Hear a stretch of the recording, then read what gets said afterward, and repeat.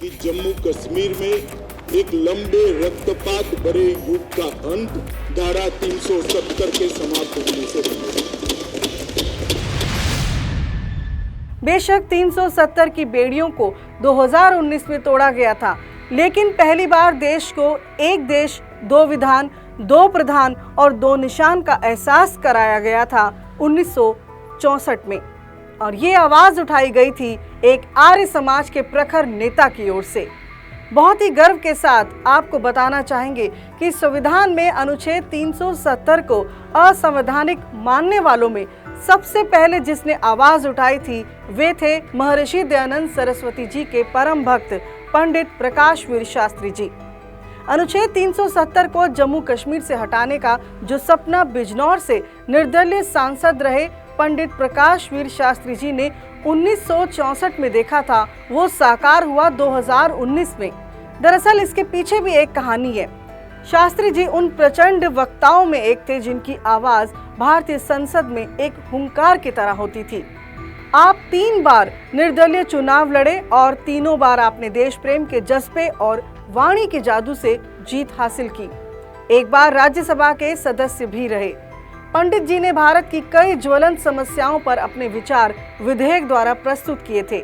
उनमें से एक थी धारा 370, जिसके विरुद्ध विधेयक 11 सितंबर 1964 और फिर 18 मार्च 1966 को संसद में प्रस्तुत किया था, जिसे सभी दलों की सहमति भी मिली थी, परंतु वह विधेयक पारित नहीं हो सका था। लेकिन इसकी गूंज से उस वक्त भी पूरा संसद हिल गया था। शास्त्री जी कश्मीर को भारत का सिंह द्वार मानते थे, भारत या भारत माँ का मुकुट बताते थे। शास्त्री जी ने कश्मीर मुद्दे को प्रखरता से संसद के अंदर और बाहर उठाया। संसद के अंदर उन्होंने धारा 370 हटाने का विधेयक प्रस्तुत किया और बाहर लोगों को चेताने के लिए अपने विचार एक पुस्तक रूप में प्रस्तुत किए। शास्त्री जी अपनी पुस्तक धधकता कश्मीर में कश्मीर के पौराणिक इतिहास का वर्णन करते हैं और बताते हैं कि कैसे भारत के ऋषि मुनियों जैसे कश्यप, पतंजलि, पणिनि और भट्ट का ये देश हमारी भूलों की वजह से और आतताइयों के हमले की वजह से उजड़ गया। कई विरोधियों ने पंडित जी के विचारों पर सहमति जताई थी और अनुच्छेद 370 को देश की एकता के लिए बाधा बताया था। पंडित जी ने उसी समय स्थिति भांप ली थी और कहा था कि अगर हमने इस ऐतिहासिक भूल को ना सुधारा तो आने वाली पीढ़ियां इसका भुगतान करेंगी, और भुगतान किया भी। 90 का दशक आज भी देश के ऊपर एक कलंक की तरह है, जब मजहबी मानसिकता ने इस धारा के दम पर कश्मीर में हिंसा का वो तांडव मचाया जिसे सुनकर आज भी रूह कांप जाती है। अगर उस समय पंडित प्रकाशवीर शास्त्री जी की बात मान ली होती तो शायद कश्मीर की ये दशा बिल्कुल ना होती। केवल इतना भर नहीं, पंडित प्रकाशवीर शास्त्री ने अनेकों विषयों पर अपने विधेयक लोकसभा और राज्यसभा में प्रस्तुत किए, परंतु बहुमत न मिलने के कारण पारित नहीं हो सके। उनकी दूरदर्शिता देखिए। जिस राम जन्मभूमि को पाने में हिंदू समाज ने कई दशकों तक कानूनी लड़ाई लड़ी, उसका समाधान भी पंडित प्रकाशवीर शास्त्री जी ने 1961 में बता दिया था। उन्होंने एक विधेयक 1 सितंबर 1961 को भी प्रस्तुत किया था। विधेयक का विषय था जो जिनके धर्म स्थान है वो उनको लौटाए जाए। ये विधेयक धार्मिक स्थान प्रत्यावर्तन विधेयक के नाम से प्रस्तुत किया गया था। इसका सबसे बड़ा कारण था विभाजन के बाद जब अपना देश स्वतंत्र हुआ तो कुछ इतने उतार चढ़ाव आए जिनकी कल्पना भी करना इस समय भयंकर है। उन्हीं विषम स्थितियों में लाखों लोग भारत से पाकिस्तान गए और लाखों पाकिस्तान से बेघर होकर हिंदुस्तान आए थे। सिर्फ इतना ही नहीं, पंडित प्रकाशवीर शास्त्री जी की लंबी सोच देखिए जब उन्होंने कहा कि मेरे इस विधेयक को उपस्थित करने की हार्दिक भावना है कि जो जिसके पूजा स्थल है उसको वापस किए जाएं, जैसे राम जन्मभूमि, मथुरा और काशी के प्रसिद्ध मंदिरों को वापस किया जाए, जो उस समय पूरे नहीं हो सके, लेकिन पंडित शास्त्री जी द्वारा बोए उस बीज ने सुंदर वृक्ष का रूप लिया और सैकड़ों साल की लंबी लड़ाई के बाद 2019 में ही राम जन्मभूमि पर सर्वोच्च न्यायालय ने अपना फैसला रामलला के पक्ष में सुनाया और केंद्र सरकार ने राम भक्तों के साथ मिलकर भव्य राम मंदिर बनवाया। इसके साथ ही आज जिस CAA को लेकर बवाल मचा हुआ है, विरोध और प्रदर्शन हो रहे हैं, सोचिए, उस इंसान ने कितने साल पहले पाकिस्तान और अफगानिस्तान में रह रहे हिंदू, सिख, बौद्ध और जैन समाज का दर्द महसूस किया था जब उन्होंने 6 दिसंबर 1965 में संसद भवन में ये मुद्दा उठाया कि सरहद पार रह रहे गैर मुस्लिमों को भारत में नागरिकता लेने का अधिकार होना चाहिए।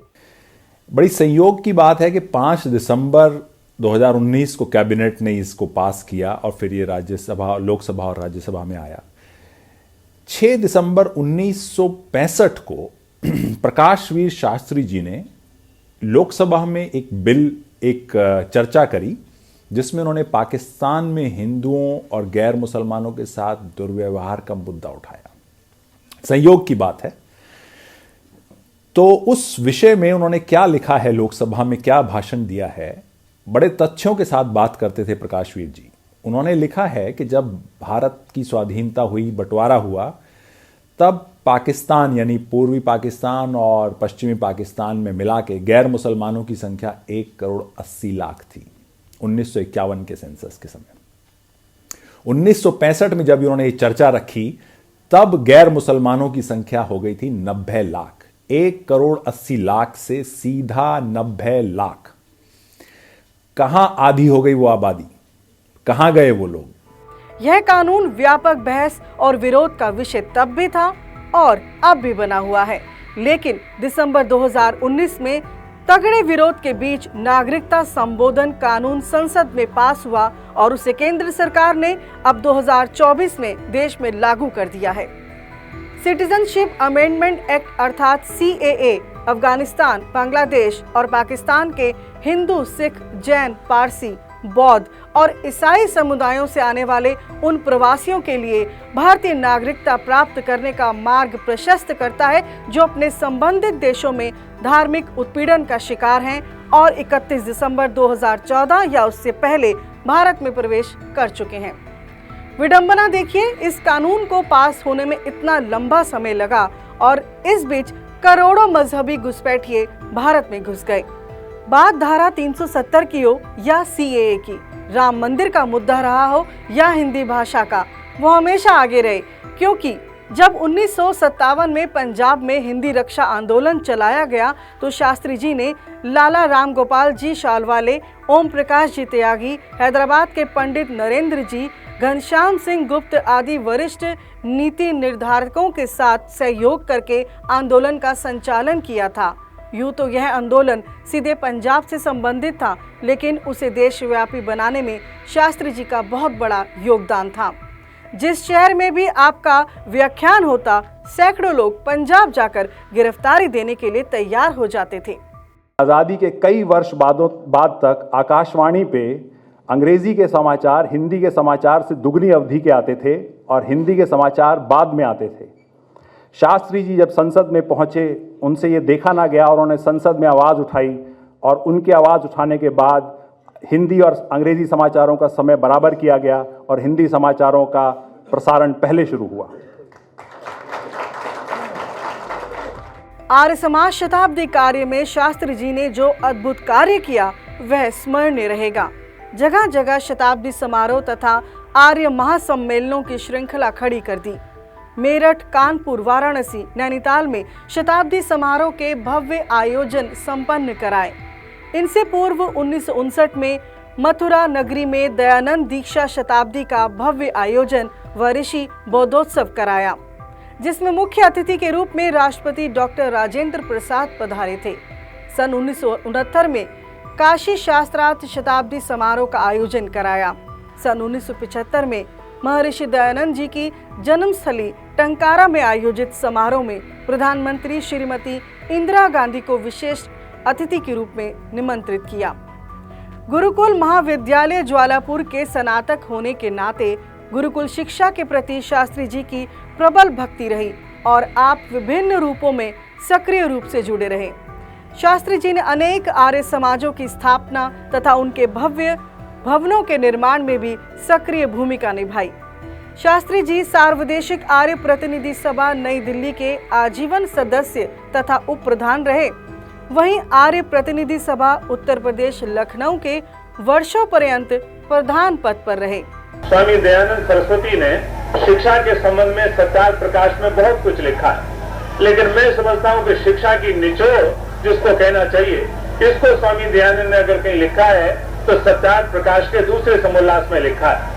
और सत्यार्थ प्रकाश के दूसरे समोल्लास में भी शिक्षा का निचोड़ अगर कहीं दिया है तो दूसरे समोल्लास की पहली पंक्ति के अंदर ही दे दिया है, जिसमें शतपथ ब्राह्मण के 3 शब्दों को स्वामी जी ने उद्धृत किया है। और उसमें लिखा है कि शिक्षा आचार्य के चरणों में केवल नहीं होती, शिक्षा केवल गुरुओं के स्कूलों में बैठ करके या गुरुकुलों में बैठ करके नहीं होती। ये तो शिक्षा की तीसरी श्रेणी है, ये तो तीसरी पीढ़ी है।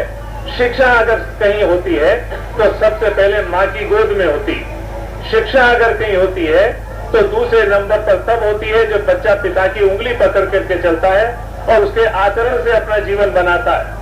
और माता और पिता इन दोनों की सीढ़ियों को जब बच्चा पार कर लेता है तब फिर आचार्य के चरणों में बैठने का बच्चे को अधिकार दिया जाता है। धन्य है वो माँ, धन्य है वो संस्था, धन्य है स्वामी दयानंद जी, जिन्होंने इस राष्ट्र को ऐसा धर्म भक्त और राष्ट्र भक्त दिया। श्रद्धेय स्वर्गीय पंडित प्रकाशवीर शास्त्री जी को आर्य समाज द्वारा शत शत नमन।